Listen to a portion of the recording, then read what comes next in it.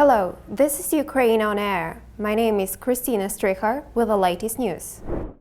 Russian troops are intensifying the scale of missile attacks on Ukrainian territory. They are deliberately destroying facilities where strategic stockpiles are located, as well as non-strategic objects, killing civilians. On the evening of the 28th of March, Russian forces launched a missile attack on an oil depot in the Rivne region. The fire was completely extinguished after 2 days of fighting. This was not the first oil depot targeted by Russian troops. Before that, oil depots in Lviv, Dubno and Lutsk had been hit by missiles. On the 30th of March, a missile strike was launched against the oil depot in Dnipro. The facility was destroyed. Another missile hit the plant in Novomoskovsk. In the morning of the 29th of March, Russian troops shelled the regional administration building in Mykolaiv. According to the State Emergency Service, 16 people died as a result of the missile attack. At least 36 people were injured. Rescue efforts are currently underway. The Luhansk, Donetsk and Kharkiv regions are currently facing one of the most challenging situations in Ukraine because of the actions of the Russian forces. Russian troops continue intensive attacks on the Severodonetsk, Lysychansk, Rubizhne agglomeration in the Luhansk region. According to the local governor, Serhiy Haidai, the situation in the region is getting tougher. The enemy is preparing for an offensive and is conducting massive shelling. In the Donetsk region, the Russians have almost totally destroyed Volnovakha and Mariupol. They do not stop attacking and striking other populated areas in the region, such as Marinka. At the same time, the Russian troops are concentrating their forces to capture the town of Izum in the Kharkiv region, thus creating a threat to the flank of the Ukrainian military in the area of joint forces operation. Irpin, one of the key suburbs of Kyiv, was retaken by the armed forces of Ukraine. The Ukrainian military is continuing to advance in other directions around the capital. On the 28th of March, the mayor of Irpin, Alexander Markushin, announced the liberation of the town from Russian troops.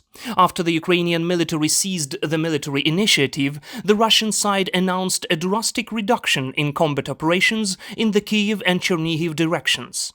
However, the General Staff of the Ukrainian Armed Forces stressed that the enemy was just regrouping its units to concentrate the main efforts in the eastern direction. The threat of Russian forces striking military and civilian infrastructure remains high. Despite the declaration of a reduction in activity, the Russian army continued shelling of Kyiv and Chernihiv and struck the town of Nizhyn. International and Ukrainian organizations record growing of civilian death toll as a result of the Russian invasion. The Office of the UN High Commissioner for Human Rights recorded 3,090 civilian casualties in the country, 1,189 killed and 1,901 injured. This number includes casualties from the onset of the Russian invasion to midnight on the 29th of March. The estimation does not cover civilian victims in Mariupol, Volnovakha, Izum, Popasna and Trostyanets. According to the Center for International Security, 764 civilians were killed from the 28th of March to the morning of the 31st of March. These figures include preliminary information about total casualties in Chernihiv and Irpin. 554 people were wounded, including the injured from Chernihiv. 9 civilians were captured, and a total of over 80 civilians were kidnapped or taken captive. This information does not take into account all casualties in regions where active combat operations are taking place. Russia actively uses prohibited ammunition during hostilities. There are confirmed facts that Russian armed forces use banned types of landmines, cluster bombs, and white phosphorus bombs. Russia continues to violate laws of armed conflicts by using banned weaponry during hostilities in Ukraine. For instance, Russian forces deployed prohibited anti-personnel landmines POM-3 in eastern Kharkiv region. The subsequent detonation of the mine and metal fragments projects can cause death and injury within a 16-meter radius. Moreover, it was confirmed that Russian military shelled settlements in the Dnipro region with prohibited cluster bombs that can inflict serious mass damage to structures and people. Russia also uses deadly bombs with white phosphorus, which can cause serious injuries and burns. Some footage showed that charges with white phosphorus were used by Russian military near Avdiivka. During 35 days of the full-scale war waged by the Russian Federation against Ukraine, about 70 religious buildings were destroyed or damaged. Churches, chapels, mosques and synagogues. As experts from the Religion on Fire project says, these are 2 buildings per day. Religious buildings often become a refuge for people during shelling and those who have lost their homes. But this does not stop shelling them. On the evening of the 12th of March, several buildings on the territory of Svetohirsk Lavra were damaged by an airstrike. At the time, the Pilgrims Hotel housed about 500 civilians, many children. Earlier that day, the mosque of Sultan Suleiman the Magnificent and his wife Roxolana came under fire in Mariupol. At that time, there were more than 80 adults and children, including Turkish citizens. The Russian Federation destroyed the unique wooden churches of the late 19th century, Church of the Nativity of Theotokos in the village of Vyazivka, Zhytomyr region, and St. George's Church in the village of Zavorichi, Kiev region. They survived 2 world wars and revolutions, even the USSR, but were destroyed by a country that calls itself a defender of orthodoxy. Russia has damaged and destroyed the places of worship of various religions, but most belong to the Ukrainian Orthodox Church, which is in unity with the Moscow Patriarchate. According to the Workshop for the Academic Studies of Religion experts documenting the destruction of religious buildings for the Religion on Fire project, the bombings are not selective. They further evidence of the war crimes committed by the Russian Federation. According to the United Nations, approximately 4 million Ukrainian citizens have become refugees and more than 6 million temporarily moved from their homes. Assistant Secretary-General for Humanitarian Affairs Joyce Msuya at the UN Security Council informed that 3.9 million Ukrainians became refugees and another 6.5 million became migrants. According to the UN, as of the 27th of March, 1,119 people died, including 99 children. The real figures are much higher, as data from places where active hostilities are taking place are coming in late. Since the 24th of February, humanitarian organizations have provided assistance to approximately 890,000 people across Ukraine, mostly in the east. They are talking about food, shelters, blankets, medicines, water and hygiene products. The Prime Minister of Ukraine, Denis Shmyhal, estimates the total losses from the war at more than $1 trillion and the loss of GDP at 35%. The previous hot phase of the war between Ukraine and Russia, which involved Moscow's annexation of Crimea, led to Ukraine's economy shrinking by 6.6% in 2014 and a further 10% in 2015. The International Monetary Fund also predicts the loss of Ukrainian GDP by more than 30% in 2022.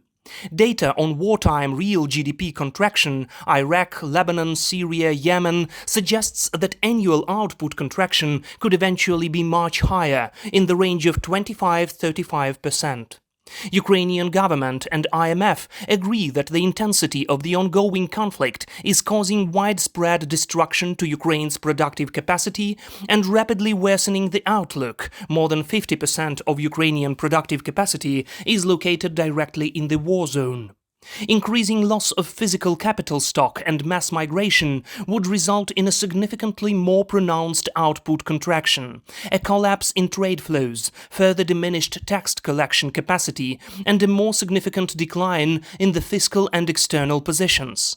Therefore, Ukraine will ask Western allies to stop preparing a Marshall Plan to immediately restore the country after the war. Lviv IT-cluster has increased significantly during the wartime. Quantity of IT specialists in the city has grown up to 3 times that it was before. Lviv and the region have become the main relocation points for Ukrainian technology companies. Before the war, the city was third in terms of technology after Kyiv and Kharkiv. Before the war, about 30,000 IT specialists worked in Lviv, according to a study by the Lviv IT-cluster. During the month of the war, the number of IT specialists in Lviv and the region reached 70 to 100,000, according to Stepan Veselovsky, head of the Lviv IT-cluster. This is a third of all Ukrainian IT. In addition to Lviv, a significant increase in IT specialists is currently seen in Uzhhorod and Ivano-Frankivsk. Support Ukrainians Program has chosen 8 startups to give additional financial aid. In that way, the program is going to support Ukrainian IT cluster. The Free Ukraine Foundation, together with Ukrainian Venture Capital and Private Equity Association, launched a program to help startups and specialists of the Ukrainian startup community, whose innovative business now needs help. They help companies from the most dangerous parts of Ukraine to move and continue working, having everything they need. One of the companies is successfully evacuating from Enerhodar, a city occupied and blocked by Russian troops, and will continue to contribute to the Ukrainian economy. They have already chosen 8 startups to receive the first tranche of aid. These companies, in addition to financial assistance, will receive various services from partners and will be able to attract additional investment. On the 28th of March, the Russian and Ukrainian delegations held negotiations in Istanbul. A number of the most critical treaty positions were fixed upon the talks' conclusion.